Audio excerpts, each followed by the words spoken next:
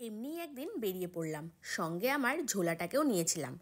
যেই টোটোটাতে উঠেছিলাম তিনি আমাদের অর্ধেক রাস্তায় রেখে কোথায় যেন উধাও হয়ে গেলেন। কিছুক্ষণ পর আবার চলে এসেছিলেন, জানতে পারলাম ওনার ছেলেকে ডাকতে গেছিলেন। তো যাই হোক, বিষয়টা হচ্ছে যে আজকে হালকা করে একটু ল্যাদ খাবো, এদিক ওদিক সেদিক ল্যাদ খাওয়ার জন্যই মেন বেরিয়েছিলাম। ভাবলাম সঙ্গে করে বোনকেও নিয়ে যাই। এদিকে আমরা সারপ্রাইজ দিতে এসে নিজেরাই ধরা খেয়ে গেলাম। তাই সঙ্গে করে একটু তারাপীঠের প্রসাদও এনেছিলাম, সেটাও মায়ের কাছে দিয়ে গেলাম। আর এদিকে আমার মেয়ে তার ছোট্ট মিমির ব্যাগ নিয়ে একটু পোজ দিচ্ছিল।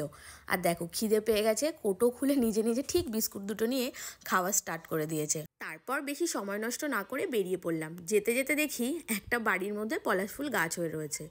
আর এখন যেহেতু বসন্ত, তো চারিদিকে অনেক সুন্দর সুন্দর রঙের ফুল দেখতে কিন্তু পাওয়াই যায়। আর এই হলুদ ফুলগুলো দেখে আমরা লোভ সামলাতে না পেরে পাঁচিল টপকে ওপরে উঠে ফুলগুলো পারলাম, মানে আমার বোন পারলো আর কি। এই ফুলগুলোর নাম আমার জানা নেই, তো তোমাদের যদি জানা থাকে তো অবশ্যই একটু কমেন্ট করে জানিও যে এই ফুলগুলোর কি নাম। তারপর আমরা সোনালী মাঠের সামনে থেকে ফুচকা খেলাম, যেখান থেকে আমি অনেক ছোটবেলা থেকেই ফুচকাটা খাই। জল ফুচকা তো খেলাম, তারপর একটু ইচ্ছা করছিল দই ফুচকা খাওয়ার, তো আমরা দই ফুচকাটাও নিলাম। তো ভিডিওটা আজকে এই পর্যন্তই, দেখা হচ্ছে আবারও নেক্সট কোনো ভিডিওতে। আর ভিডিওটা যদি ভালো লাগে অবশ্যই চ্যানেলটিকে সাবস্ক্রাইব করে ভিডিওটিতে একটি লাইক করে দিও। আজকের মতো টাটা।